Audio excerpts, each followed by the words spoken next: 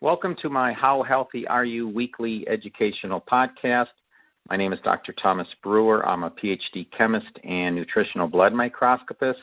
Today is October 18th, 2021, and this is podcast number 105. The topic for this podcast is going to be foods you shouldn't eat. So when I used to do seminars, I would always ask two questions. One was, what foods are you eating that you know you shouldn't be eating?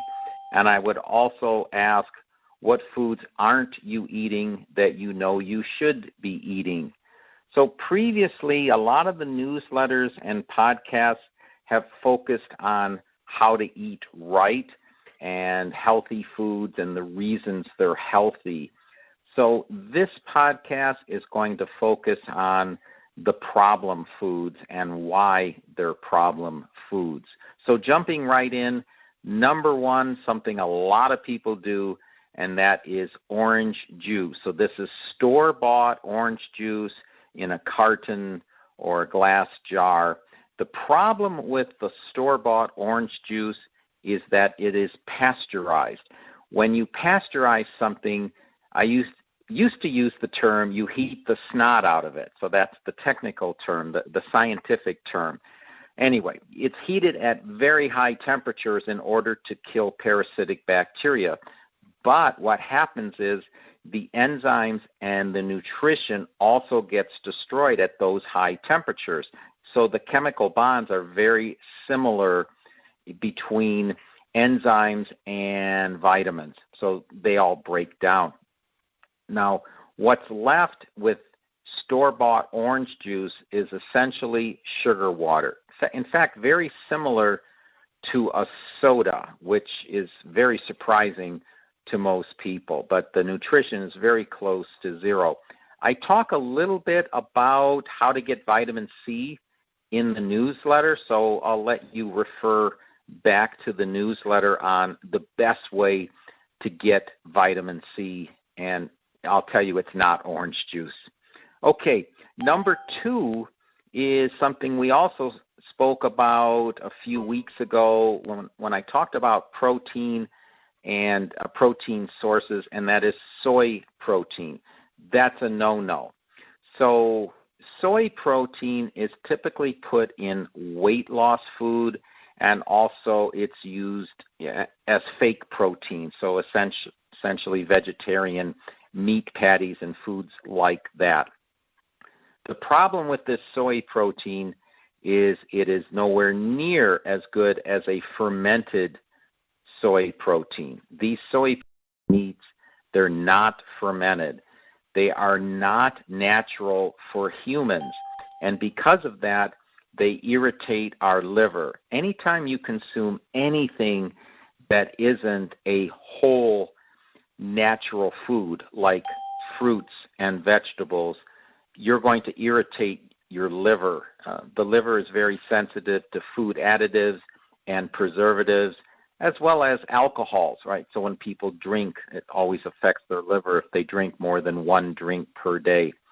So whatever we take in, if it is not a whole natural food, it starts to degrade the liver, and soy protein is very hard on our liver. It also will affect your hormone levels, and what we really want is our body to be functioning in such a manner that our hormones self-regulate, so we don't even need to take additional hormones. Okay, the third one on the list, well-known, high fructose corn syrup. Now, this is the highest glycemic index food that you could consume. It's really an additive. I don't know if you can even buy it separately, but many foods and drinks have high fructose corn syrup. It's even in yogurt. It's in breads. It's in many cereals, many canned fruit, boxed foods like boxed macaroni and cheese.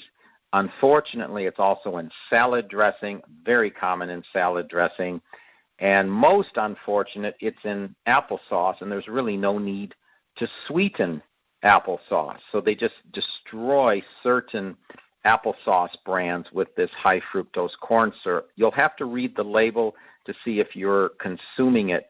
Now, I did a video called The Carbohydrate Hierarchy, and I talked about the range of carbohydrate sources from good to bad, the best being vegetables, right under that fruits, and then things start breaking down rather quickly. But at the very bottom was high fructose corn syrup, even sweeter and a higher glycemic index than raw sugar. So be careful. You have to read labels, food labels, to see if you're consuming high fructose corn syrup. The fourth is the commercial meats with nitrates. So if you're consuming bologna and hot dogs and lunch meat, you really want to look for nitrate-free on the label. And this is very different than the nitrates that are found in beets, the red beets that I've talked about, where you make nitric oxide, which is very good for your arteries and your blood pressure and your heart. This is a little different. These nitrates pretty much guarantee breast cancer. If you're a woman and you consume bologna and regular lunch meats, hot dogs, almost guaranteed you're going to come down with breast cancer. It's one of the major causes. And if you're going to eat foods like this, just get the grass-fed version, and they will be low in nitrates or have no nitrates. So pretty easy substitute. The next one is consuming milk that's non-organic. Now, milk is not something we really should be drinking unless we're cows, right? So we should not be drinking another species' milk. But if you need milk for something, maybe it's in a recipe, maybe you put a little bit in your coffee or something like that, make sure it is organic milk. The reason is there's a hormone that's in all of the other milks.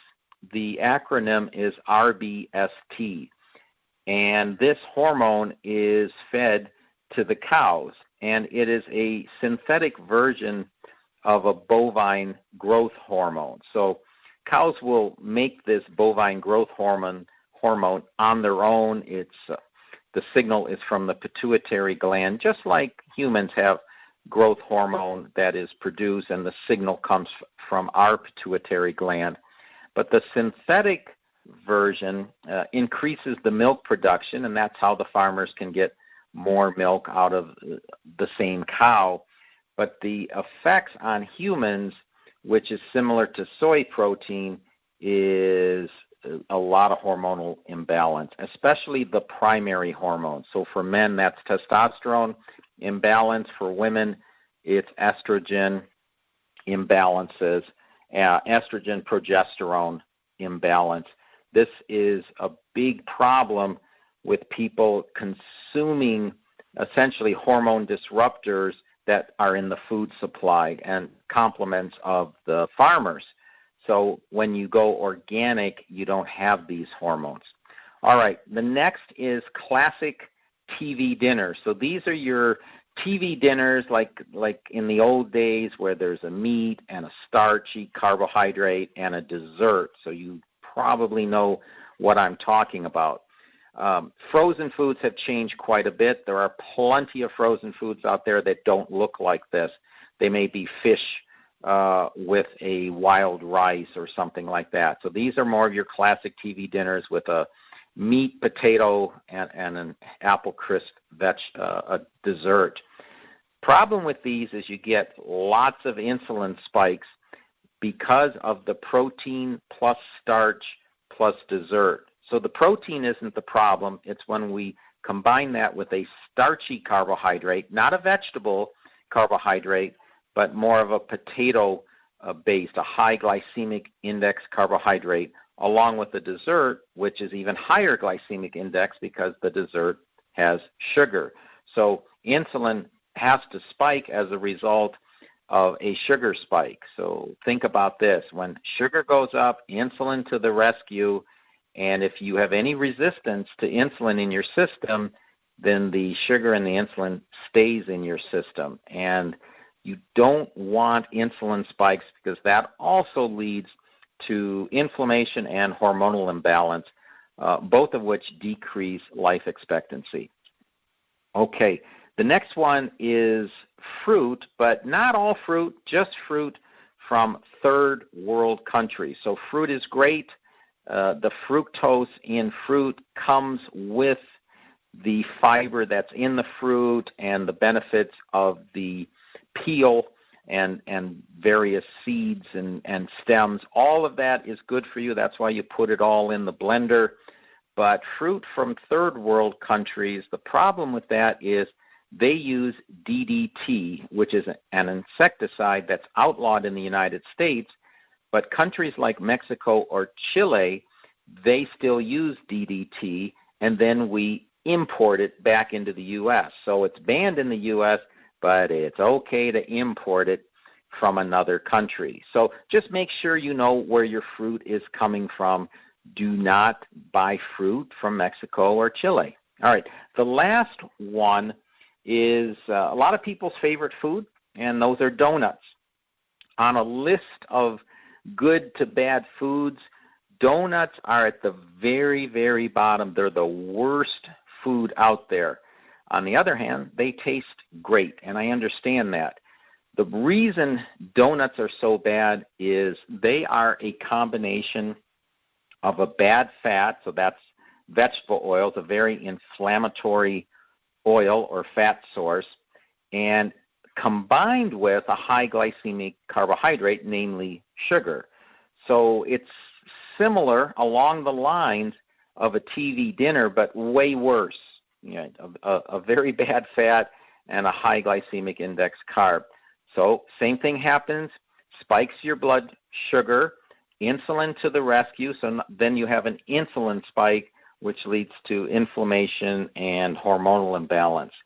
So I hope you liked this information. Please pass it on to anyone you know that's consuming these types of foods. And as always, please don't keep me a secret.